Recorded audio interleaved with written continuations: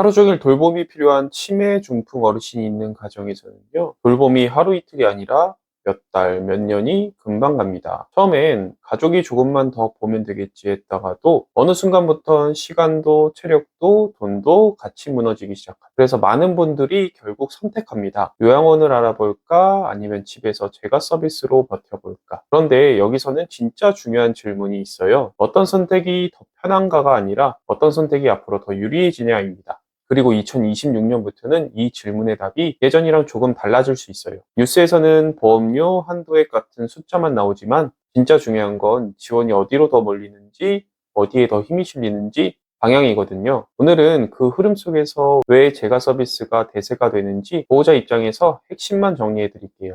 정부가 발표한 2026년부터 바뀌는 장기 요양보험 내용을 보면 요양원으로 바로 가기보다는 집에서 최대한 오래 버틸 수 있게 제가 서비스로 받으세요. 이 말과 거의 비슷하게 하고 있습니다. 지원이 확실히 요양원 같은 시설 중심이 아니라 제가 서비스, 즉 집에서 받는 서비스 쪽으로 더 강하게 집중되고 있거든요. 오늘 영상은 어렵게 설명하지 않고요. 2026년 장기 요양의 방향이 왜 제가로 가는지, 그리고 보호자 입장에서 각각 뭘 준비해야 하는지 핵심만 딱 정리해 드리겠습니다. 우리가 매달 건강보험료 내죠? 그 안에 같이 붙어나가는 보험이 하나 더 있습니다. 바로 장기요양보험이에요. 부모님이나 가족이 노인성 질환으로 요양 서비스가 필요할 때 정부 지원을 받을 수 있게 해주는 아주 중요한 제도입니다. 2026년 장기요양보험료율이 0.9448%로 결정됐고 작년 대비 2.9% 인상, 세대당 월평균 517원 정도 오른다고 알려져 있습니다. 근데 여기서 핵심은 517원이 아닙니다. 왜 올리느냐? 그 이유가 핵심이에요.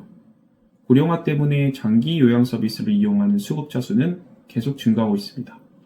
예를 들면 2022년 101만에서 2024년 109만, 2024년 116만 명으로 이 숫자가 계속 늘어난다는 건 결국 장기 요양 재정에서 나가는 지출도 계속 커질 수밖에 없다는 뜻이죠. 그래서 정부는 같은 돈으로 더 오래 버티게 만드는 구조, 그러니까 시설에 들어가는 비용을 줄이고 집에서 케어가 가능하도록 만드는 구조로 갈 수밖에 없습니다. 그리고 그 방향이 바로 시설보다는 제가 서비스 강화라고 나타나는 거예요.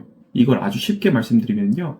방문 요양이나 주야간 보호 같은 제가 서비스는 보통 본인 부담이 15%입니다. 요양원처럼 시설 서비스는 보통 본인 부담이 20%죠. 나머지는 장기 요양보험 재정에서 부담을 하죠. 여기서 가장 중요한 포인트는 요양원은 24시간 돌봄이 들어가는 구조라서 공단 입장에서도 지출이 훨씬 커질 수밖에 없다는 겁니다. 그러니까 정책 방향이 이렇게 됩니다. 되도록 요양원에 들어가기보다는 집에서 지내면서 필요한 서비스를 집으로 넣어드릴게요. 즉, 요양원 대신 제가 서비스 강화해서 최대한 집에서 모실 수 있게 만들겠다는 거죠. 그럼 2026년부터 구체적으로 어떤 내용들이 바뀌고 확대되는지 핵심만 6가지로 정리해 볼게요. 첫 번째, 제가 서비스 월 한도액이 확대됩니다. 등급별로 다르지만 1등급 기준 최대 24만 7,800원까지 확대가 됩니다. 제가 서비스는 선택권이 있습니다.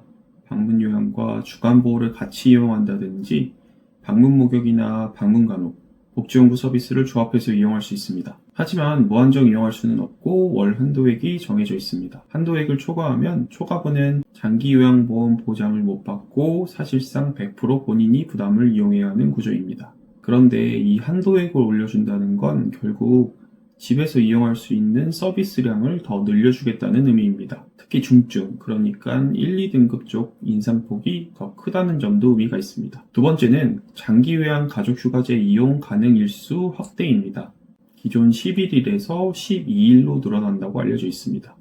이건 한마디로 가족도 1년에 최소 12번은 돌봄에서 잠깐 숨 좀 쉬세요 라는 메시지입니다. 이 서비스는 보통 단기 보호 또는 종일 방문 요양 형태로 운영됩니다. 세 번째, 바로 병원 동행 지원 서비스 시범 사업입니다. 보호자분들이 힘들어하는 것 중에 하나가 병원 이동이에요. 시간도 들고 체력도 들고 직장 다니면 더 어렵죠. 장기 요양기관에서도 요양보호사가 동행하거나 경우에 따라서는 시설장이나 사회복지사가 직접 모시고 가는 일도 많습니다. 근데 이게 제도로 자리 잡으면 보호자 입장에서는 시간과 비용 부담이 크게 줄어들 수 있습니다. 정기적인 병원 진료나 약 처방 받는 과정이 훨씬 더 수월해질 수 있다는 거죠. 네 번째, 낙상 예방 재가 환경 지원 사업입니다. 낙상은 단순히 넘어졌다로 끝날 게 아닙니다. 어르신이 넘어지고 나면 신체 기능이 떨어지고 계속 치료받으며 누워있다 보면은 걷기 기능이 저하가 오고 심리적으로 위축이 되고 우울증까지 이어지며 치매가 심해지거나 우울감이 높아져서 결국 요양원 입소나 요양병원 입원으로 연결되는 경우가 많습니다. 그래서 1인당 생애 100만원 범위 내에서 안전손잡이, 미끄럼 방지 등 안전 품목 설치를 지원하는 방향이 제시되어 있습니다. 상반기부터 추진 예정이라는 발표 내용도 있으니까 올해 필요하신 분들은 꼭 기억해 두셨다가 신청하시면 좋겠습니다. 5번째는 방문재활, 방문영양 같은 신규 서비스입니다. 모형을 마련하고 내년 하반기부터 시범 사업을 추진한다는 계획인데요. 쉽게 말하면 이제는 집에서도 전문재활이나 영양관리가 들어올 수 있게 준비한다는 말입니다. 물리치료, 작업치료 같은 전문재활 인력이나 영양사가 집으로 방문해서 운동이나 재활, 식단 관리까지 도와주는 모델이 점점 현실화된다고 보시면 됩니다.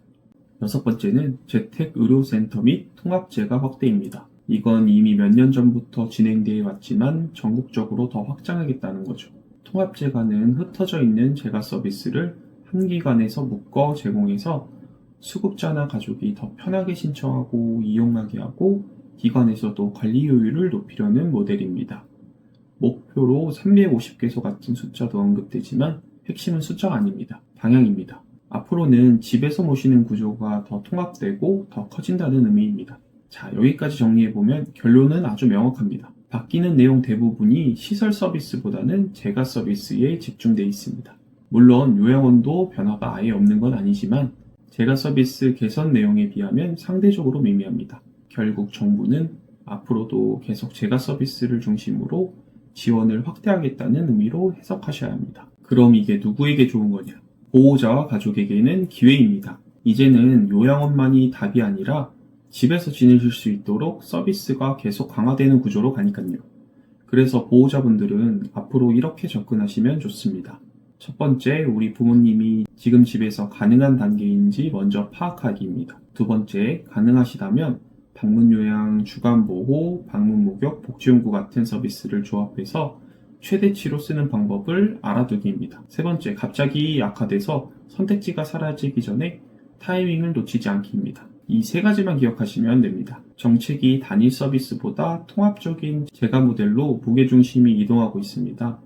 주간보호만, 방문요양만 단독으로 가기보다는 향후에는 방문간호, 복지용구까지 포함해서 연계구조를 같이 보시는 게 훨씬 유리해질 가능성이 큽니다.